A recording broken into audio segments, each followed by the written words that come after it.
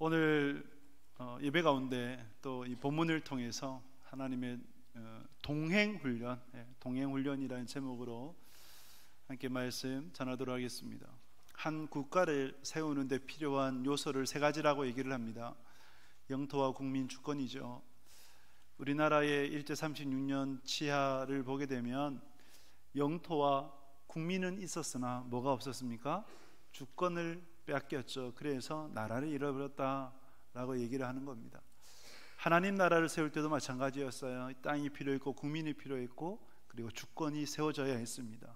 먼저 하나님의 작업은 국민을 만드는 것이었죠. 아브라함, 이삭하고 요셉을 통해서 또 출애굽 과정 가운데 애굽 400년 동안 애굽의 인큐베이터 역할을 해서 지난주에 보았듯이 출애굽을 해서 민수기 1장에서 약 한 13개월 만에 인구를 조사를 해보니 20세 이상이 되는 싸움에 나갈 만한 자의 숫자가 60만 3,550명이나 되었습니다.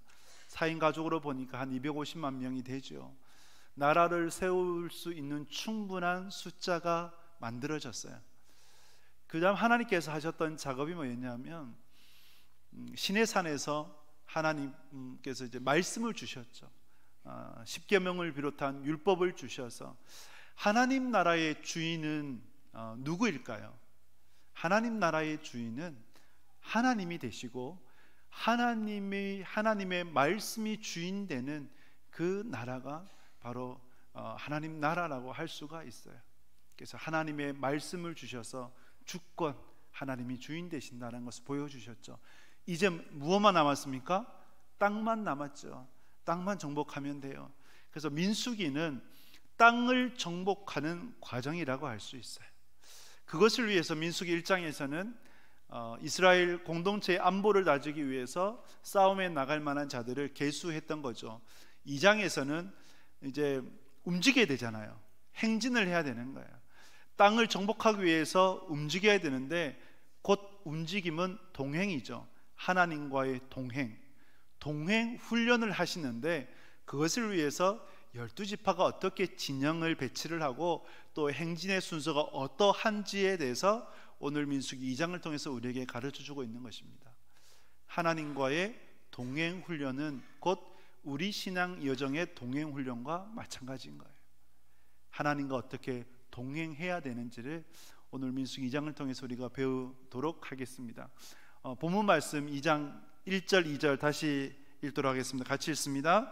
여호와께서 모세와 아론에게 말씀하여 이르시되 이스라엘 자손은 각각 자기의 진영의 군기와 자기 조상의 가문의 기호 곁에 진을 치되 해방을 향하여 사방으로 치라. 아멘. 하나님께서 이스라엘 백성들을 이제 이끄시는데 행진을 해야 되잖아요.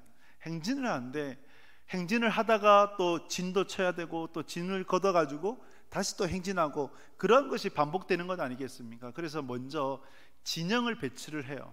진영을 배치를 할 때에 먼저 12지파의 기를 세우게 됩니다. 기는 그 공동체를 상징을 합니다. 그래서 무척이나 중요하죠.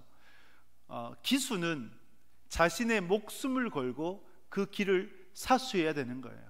만약에 기수가 어떤 군기를 잃어버렸다라고 하면 그는 죽음을 의미하는 거예요. 그만큼 기라고 하는 것은 그 부족, 그 사회, 그 공동체를 나타내는 것이기 때문에 너무나 중요하죠. 어제 우리가 이제 전도했지 않습니까? 노방 전도를 했는데 저도 이제 나가서 잠시 보고 함께 전도하다가 그래서 이제 또 우리 전도하시는 또 구역들 열심히 동참을 해주셔서 얼마나 감사한지 모릅니다. 어떤 구역은 또 소금을 준비하기도 하고 어떤 구역은 떡볶이도 하고 어떤 분은 과자를 준비를 하고 뭐 기타 등등 잘 준비했어요. 그래서 이제 이렇게 저렇게 전도를 하는데 전도하다 보니까 누가 건빵을 먹고 버려놓은 거야. 우리 교회에 스티커가 붙여져 있는. 이제 그냥 그게 쓰레기가 아니라 그 뭐예요? 우리 교회를 상징하는 거죠. 그래서 그냥 지나칠 수 있습니까?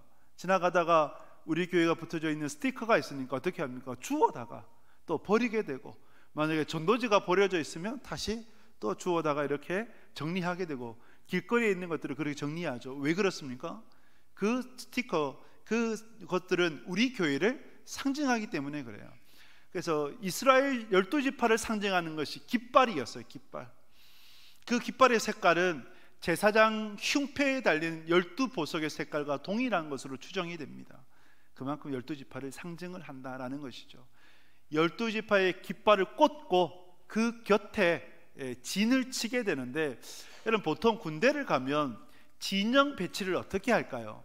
가로 내지 세로로 오와이어를 맞추게 됩니다.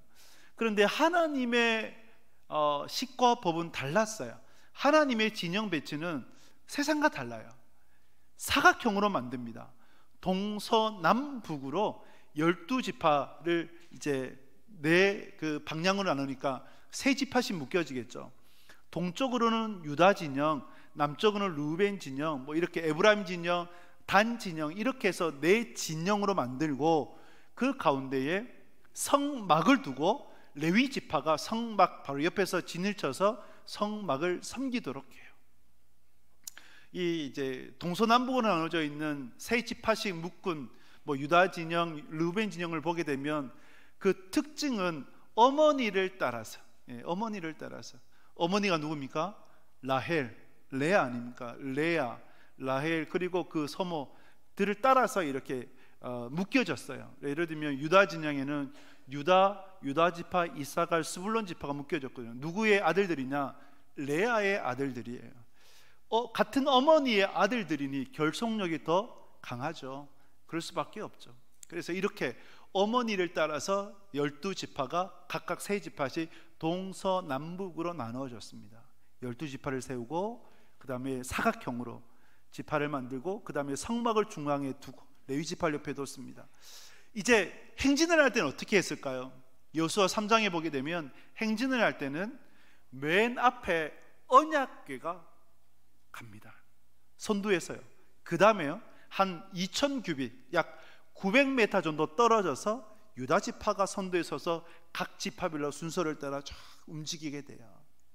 이러한 진영을 배치를 하고 진을 치고 그 다음에 또 일어서서 행진을 하고, 이 과정 가운데 하나님께서는 하나님의 식과 법을 따라 하나님과 동행하는 훈련을 하기를 원하셨던 거예요. 여러분, 하나님과의 동행훈련, 결국은 누구의 동행훈련입니까? 우리의 동행훈련이죠. 우리가 하나님을 떠나서 살 수 있습니까? 없습니까? 없지요. 제가 이제 목양시 바로 앞에 유치부실이 있어요. 유치부실에서 들어보면 이제 아기들이 울기도 하고, 왜 울까요? 엄마랑 떨어지려고 하니까 울어요. 울기도 하고 또 한 번씩 들으면 엄마 엄마라고 불러요. 아기가 엄마를 떠나서 살 수 없잖아요. 그렇지 않습니까? 이처럼 우리는 하나님을 떠나서는 결코 살 수 없는 존재. 어제 전도하다가도 어떤 분과 대화를 하는데 그런 얘기를 했어요. 하나님 안에서 살아가는 인생이 제일 행복합니다. 왜 그런 줄 아세요? 하나님께서 우리를 만드셨기 때문입니다. 그 말씀을 드렸었어요. 마찬가지로 우리가 하나님과 함께 동행할 때 그 인생에 가장 빛이 나고 참된 의미를 찾게 되고 진정한 행복을 누릴 수 있는 것입니다. 할렐루야. 그래서 하나님과의 동행이 그만큼 중요한 거예요. 하나님과 동행하려고 할 때 여러분, 무엇이 우리에게 필요할까? 여러분들은 하나님과 동행했던 사람, 그러면 누구를 기억하십니까? 하나님과 동행했던 사람, 성경 인물 중에 찾으라고 하면 여러분 누구를 떠올리세요? 에녹이죠, 그죠?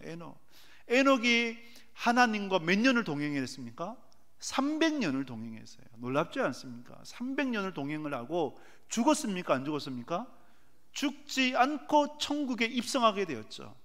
정말 에녹처럼 되었으면 좋겠다라는 생각을 가져요. 우리 어르신들 신방에 보면 기도 제목이 한결같아요. 잠자듯이, 잠자듯 천국 가게 해주십시오. 어떤 분은 교회에서 예배드리다가 천국 가게 해주십시오. 저는 그 기도는 하지 마라 말씀을 드려요. 그럼 교회가 힘들어요. 왜 어떻게 죽었냐부터 해가지고 힘들어져. 그래서 권사님 그 기도 하지 마시고 댁에서 잠자듯이 그렇게 주무시다가 천국 가시도 그렇게 기도하세요. 그 말씀을 드려요.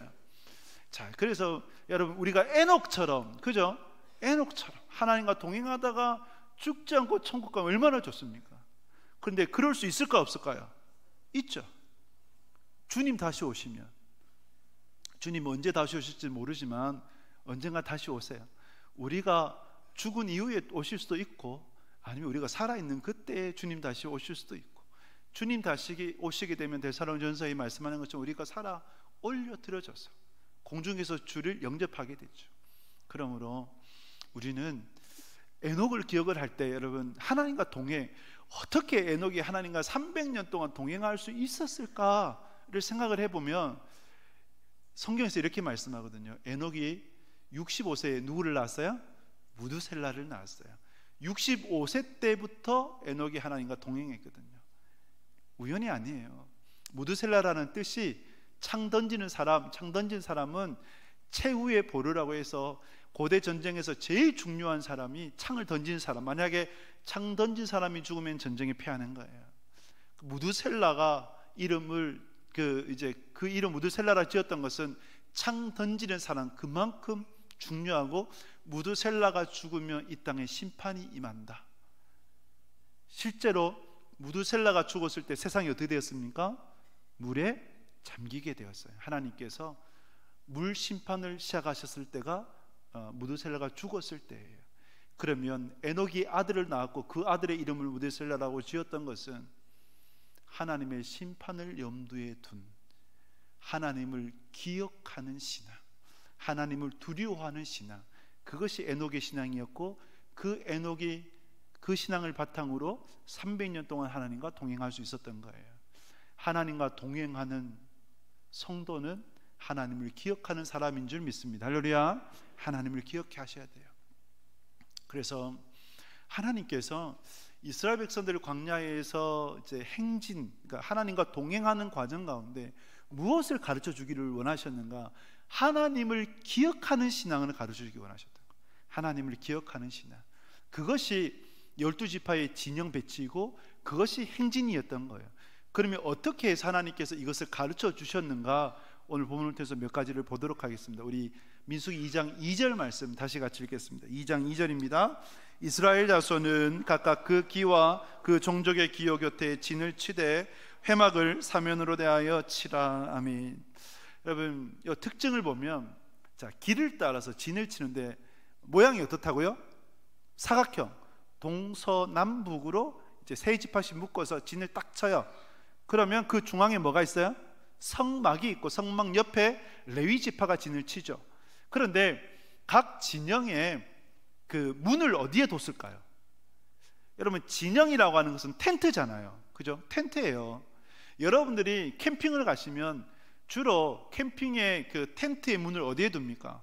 여러분들이 이용하기 편한데, 그죠? 이용하기 편한 데에 또 뭐 바다가 있으면 바닷가를 보고 텐트를 칠 거예요. 그처럼 회막, 텐트를 치는데 텐트의 방향이 어디냐? 회막을 향하여 사방으로 치라. 그러면 입구를 어디에 뒀다는 거예요? 추정을 해보면 회막을 바라볼 수 있는 곳에 입구를 뒀다는 거예요. 회막을 바라볼 수 있는 곳. 성막과 회막은 거의 여러분 똑같다 보시면 돼요. 성막은 하나님의 거처, 회막은 하나님께서 만나시는 곳. 그래서 이제 성막과 회막 뭐 섞여서 쓰기도 하는데 동일하다 보시면 되고, 회막을 향해서 진을 쳤다라는 것이죠. 인생에 있어서 여러분 구심력과 원심력이라는 것이 있습니다. 원심력은 이제 예를 들면 원을 돌 때 밖으로 튕겨 나가려고 하는 에너지죠. 구심력은 뭘까요? 그러면 원을 돌 때 중심을 향해서 나가고자 하는 에너지. 저는 이것을 우리의 신앙에 비유할 때에 이거라고 생각합니다. 원심력은 뭘까요? 하나님으로부터 벗어나려고 하는 우리의 죄성. 우리는 죄인이잖아요. 그래서 우리 안에는 죄성이라는 것이 있어요.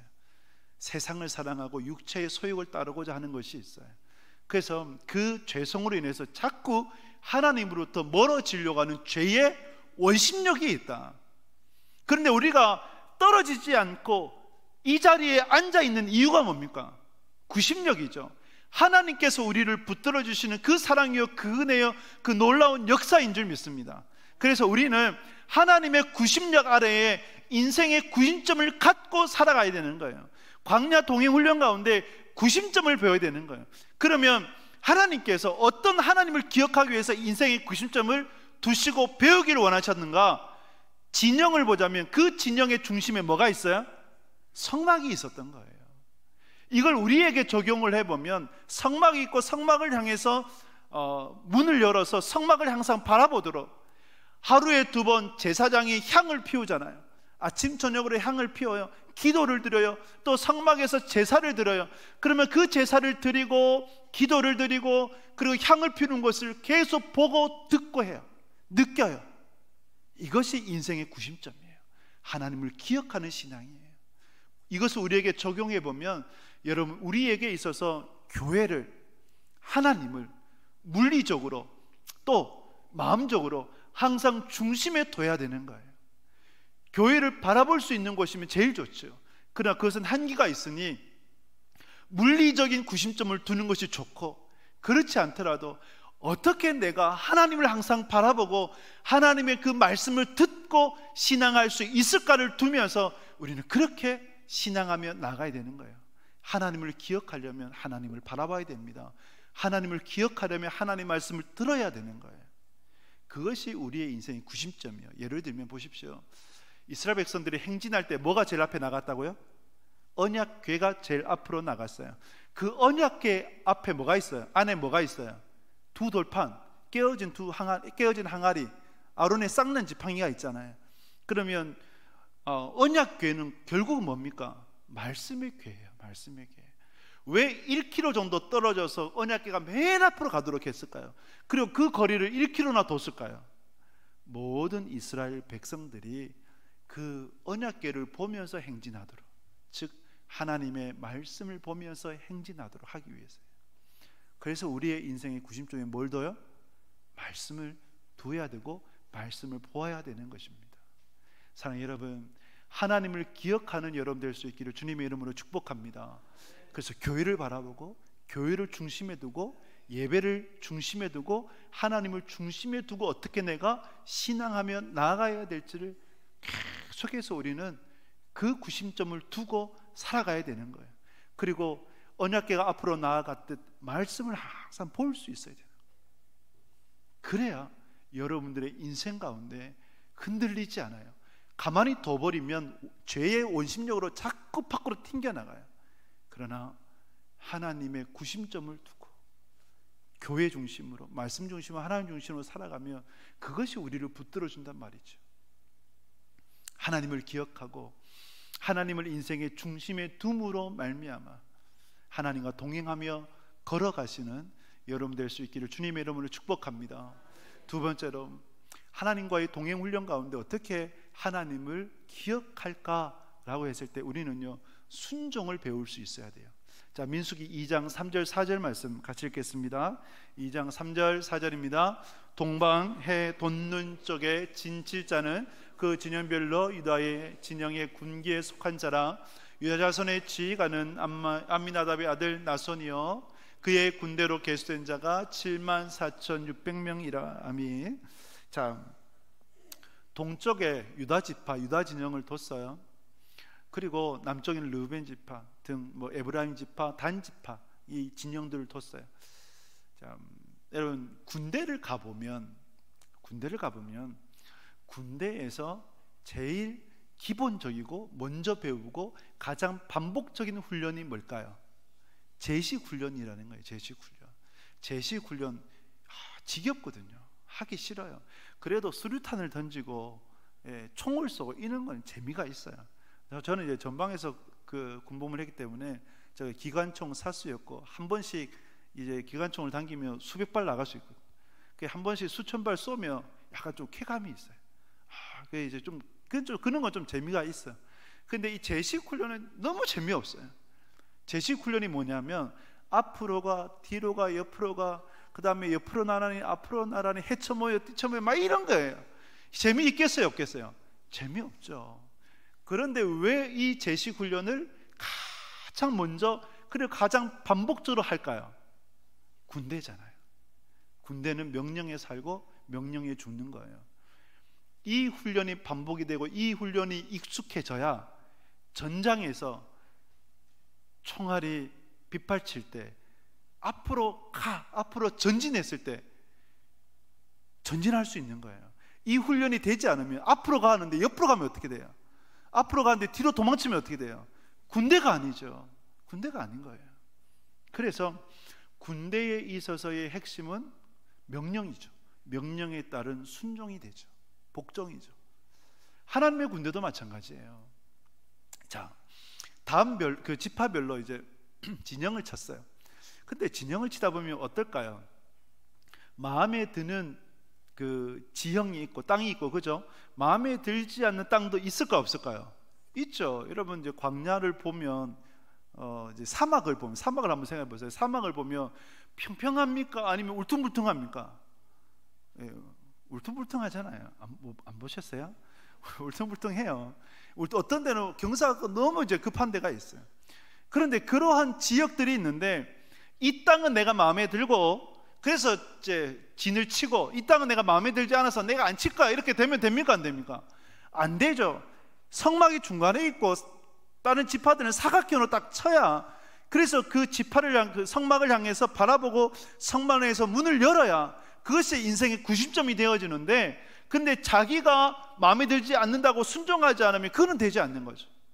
결국은 인생의 동행 훈련 가운데, 하나님과의 동행 훈련 가운데 순종을 배울 수 있어야 합니다. 여러분들은 언제 순종합니까? 여러분들은 이해되고 받아들여질 때 순종을 합니까? 아니면 하나님의 말씀이기 때문에 순종합니까? 하나님의 말씀이기 때문에 순종하는 신앙이 아름다운 겁니다. 할렐루야. 하나님 말씀이기 때문에 순종하셔야 돼요. 그러나 세대가 악해질수록 인본주의가 강하게 되고, 그러므로 뭐랄까요, 이해되지 않고 받아들여지지 않으면 안 돼요. 순종이 안 돼요. 그래서 이제 제가 일부 예배 때는 설교를 못했어요. 왜냐하면 우리 애들이 있어가지고. 근데 여러분, 어느 날 제가 깜짝 놀랐거든요. 이제 엄마 아빠 부모의 말에 순종을 해야 돼 라고 얘기를 했는데 물어요. 왜요? 라고 물어요. 놀랍지 않습니까? 부모님의 말씀에 순종해야지 왜요? 라고 그래요. 그러니까 자기가 이해되고 받아들여지면 순종을 하겠다는 거예요. 근데 이해되지 않고 받아들여지지 않으면 순종을 못 하겠다고 하는 거예요. 그게 우리나라의 교육이에요. 학교에서의 가르침이에요. 그러면 이런 아이들의 가치관 가운데 어떻게 가르쳐야겠는가 기도했거든요. 하나님, 저 아이 어떻게 가르쳐야 됩니까? 근데 결국은 우리의 기준이 뭐가 돼야 됩니까? 하나님의 말씀이 돼야 되잖아요. 그래서 말씀을 빗대면서 말씀을 기준 삼아 하나님 말씀이 이렇게 기록되었기 때문에 너가 부모님의 말씀에 순종해야 되는 거야. 주 안에서 순종해야 되는 거야. 그것을 가르치니, 그렇게 가르치니 그래도 따르더라고요. 근데 이것이 어린 아이들의 모습만이 아니라 저와 여러분들의 모습 아닐까요? 우리가 이해되고 수긍되어야 따르지 않을까요? 그러나 신앙은 그것이 아니에요. 내 생각 내 뜻대로가 되지 않는다 할지라도 하나님의 말씀이기 때문에 순종하며 나아가는 것, 그것이 참된 신앙인 것입니다. 순종을 통해서 하나님을 경험하게 되는 거예요. 순종을 통해서 하나님의 하나님됨을, 하나님의 역사를 알아가게 되는 거예요. 그래서 지식만 있는 신앙은 머리만 굵어져 역삼각형이 돼요. 그런데 하나님을 알고 하나님의 그 말씀에 순종하면, 즉 매일매일 성막을 통해서 하나님 말씀을 들어요.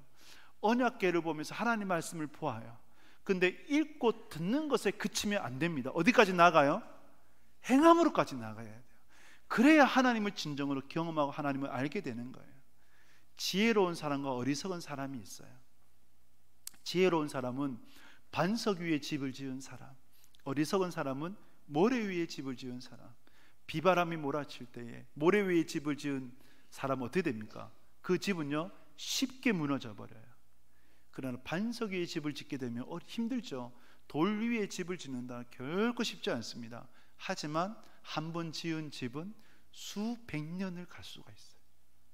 신앙도 마찬가지예요. 예수님께서 지혜로운 사람, 어리석은 사람을 비유하며 하나님의 말씀을 듣고 행하지 않는 사람은요, 어리석은 사람. 하나님의 말씀을 듣고 행하는 사람은 지혜로운 사람, 반석 위에 인생의 집을 세운 사람이라고 말씀하는 거예요. 하나님 말씀의 순종함을 통해 지혜로운 사람, 복된 성도 꼭 되실 수 있기를 주님의 이름으로 축복합니다. 이해되니까 순종하는 거 아니에요. 받아들여져서 순종하는 거 아니에요. 하나님의 말씀이기 때문에 순종하는 거예요. 그러면 시간이 지나고 그때 그것 때문에 하나님께서 이렇게 하셨지, 그 은혜들을 우리가 경험할 수 있는 거예요. 순종하는 복된 신앙 꼭 될 수 있기를 주님의 이름으로 축복합니다. 마지막으로 하나님을 기억하는 광야의 동행 훈련 가운데 하나님을 기억하는 신앙이 무엇일까 할 때에 민수기 2장 9절 말씀을 보겠습니다. 2장 9절 말씀 같이 읽습니다. 유다 진영에 속한 군대로 계수된 군인의 촌계는 18만 6,400명이라 그들은 제1대로 행진할지니라. 아멘. 자, 12지파가 진영을 배치를 받을 때 동쪽에 제일 먼저 배치를 받은 지파는 어디였습니까? 유다 지파였어요. 그리고 행진을 할 때도 제1대로 가장 선두에 서서 행진하는 지파는 어디였습니까? 유다 지파예요.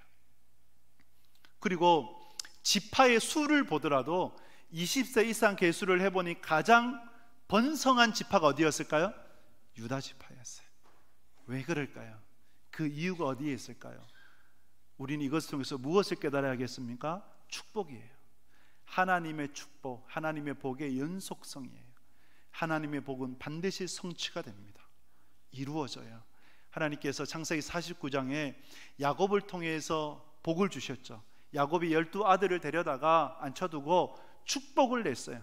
근데 그 축복이 야곱의 복을 빌었던 그 시간만이 아니라 영원토록 그 복이 성취가 된 거죠. 말씀 한번 볼까요? 창세기 49장 8절에서 10절 말씀 같이 읽겠습니다. 유다야, 너는 내 형제의 찬송이 될지라. 내 손이 내 원수의 목을 잡을 것이요 내 아버지의 아들들이 내 앞에 절하리로다. 유다는 사자 새끼로다. 내 아들아, 너는 움킨 것을 찢고 올라갔도다. 그가 엎드리고 웅크림이 수사자 같고 암사자 같으니 누가 그를 범할 수 있으랴. 규가 유다를 떠나지 아니하며 통치자의 지팡이와 그 발 사이에서 떠나지 아니하기를 실로가 오시기까지 이르리니 그에게 모든 백성이 복종하리로다. 아멘. 유다를 향해서 야곱이 축복을 할 때에 형제가 너를 찬송하게 될 것이다. 지금 유다 지파를 보면 모든 지파의 우두머리가 되었죠. 앞장서게 되었죠. 선두에 서게 되었죠. 그래서 12지파를 대표하는 지파가 어디에? 유다 지파가 된 거예요. 그리고 동쪽에 문을 내었다고 하는 것은, 동쪽은요 예수 그리스도의 오심을 상징을 해요.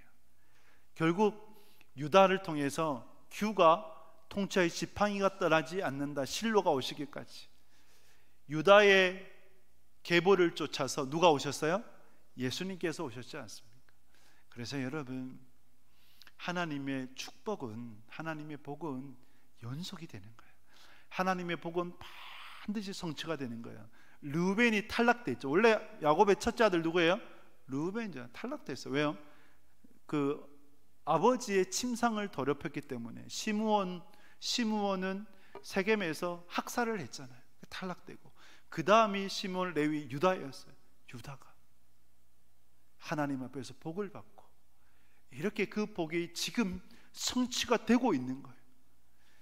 사랑하는 여러분, 우리가 하나님과 동행하면서 꼭 배워야 될 하나님을 기억하는 신앙이 뭐냐면 축복이에요. 하나님의 복을 구하고 복을 사모하고 하나님의 복은 반드시 성취가 된다라고 하는 것을 우리가 기억하고 그 복을 구하고 사모해야 되는 겁니다. 할렐루야. 여러분, 여러분들의 자녀들에게 무엇을 물려주기를 원하십니까? 얼마의 돈을 주기를 원하세요? 어떤 것을 여러분들에게 주기를 원하세요? 야곱이 그 12아들을 축복했던 것처럼 우리가 하나님의 이름으로 자녀들을 축복해야 되지 않겠습니까? 그리고 그 자녀들이 하나님의 복을 구해야 되지 않겠습니까? 세상에 기댈 데가 없는 거예요. 돈을 기대겠습니까? 사람을 기대겠습니까? 명예를, 권력을 기대겠습니까? 사람이 죽으면요, 그 약속은 물거품처럼 돼요. 안개처럼 사라져요. 돈은요, 돈이 영원합니까? 아니에요. 오히려 내가 정말 노력해서 얻지 않은 그러한 돈은 오히려 그 사람에게는 독이 돼요. 수없이 많은 예들을 보잖아요. 독이 되는 거예요. 그래서 우리는 하나님의 복을 사모해야 되는 거예요. 복을 구해야 되는 거예요. 복을 구하는 사람은 하나님을 붙듭니까? 안 붙듭니까? 붙들죠. 기도합니까? 안 합니까? 기도하죠. 말씀대로 살고자 노력하죠. 내가 비록 연약하고 내가 비록 죄가 많고 내가 비록 허물이 많으나 하나님의 은혜가 없이는 살아갈 수 없습니다 생각하며 하나님을 붙드는 거예요. 그래서 여러분, 하나님을 기억하는 신앙은 축복의 연속성을 배워야 되는 겁니다. 하나님의 복은, 하나님의 말씀은 이렇게 성취가 되는구나. 하나님 이 복을 내게도 주십시오. 할렐루야. 여러분들의 자녀들에게 주십시오. 이 신앙으로 여러분들이 걸어갈 수 있기를 축복합니다. 가인의 후손이 있어요. 아벨의 후손이 있어요. 가인의 후손과 아벨의 후손의 차이가 뭔지 아십니까? 가인의 후손은 하나님의 복을 받았습니까? 받지 못했습니까? 받지 못했어요. 아벨의 후손은요, 하나님의 복을 받은 후손이에요. 그 차이는, 가인의 후손은 생육하고 번성했을 때 뭘 하냐면 자기의 성을 건축을 해요. 인생의 성을, 세상의 성을 건축을 했던 거예요. 그런데 반대로 아벨의 후손들은요, 비로소 여호와 이름을 불렀더라. 하나님 앞에 예배하게 돼요. 그래서 여러분, 하나님의 복을 구하는, 하나님의 은혜를 구하는 자는 하나님의 이름을 부르는 자, 하나님께 예배드리기를 힘쓴 자가 되는 거죠. 여러분들이 그러하기를 축복합니다. 여러분들의 자녀들이 그러하기를 축복합니다. 말씀을 맺습니다. 광야의 여정은 하나님과의 동행의 여정이고, 그래서 하나님은 동행 훈련을 하셨어요. 결국 우리 신앙의 동행 훈련이죠. 그것을 위해서 하나님은 하나님을 기억하는 법을 세우셨어요. 하나님을 기억하는 법, 성막을 중앙에 두고 진영을, 지파의 텐트를 성막을 향해서 열도록 하셨어요. 그리고 언약궤가 맨 앞에 가서 그 말씀을 늘 보도록 하셨어요. 여러분, 하나님을, 교회를 여러분들의 신앙의 삶의 중심에 꼭 둘 수 있기를 축복합니다. 말씀 읽고 듣기를 힘쓰시길 바랍니다. 그리고 그 다음에 순종을 배워야 돼요. 순종하십시오. 말씀에 순종하십시오. 그리고 축복을 사모하십시오. 하나님의 복은 반드시 성취가 됩니다. 그 복을 사모하시며 하나님과 함께 한 걸음 한 걸음 걸어 나가는 여러분들이 꼭 되시길 주님의 이름으로 축복합니다.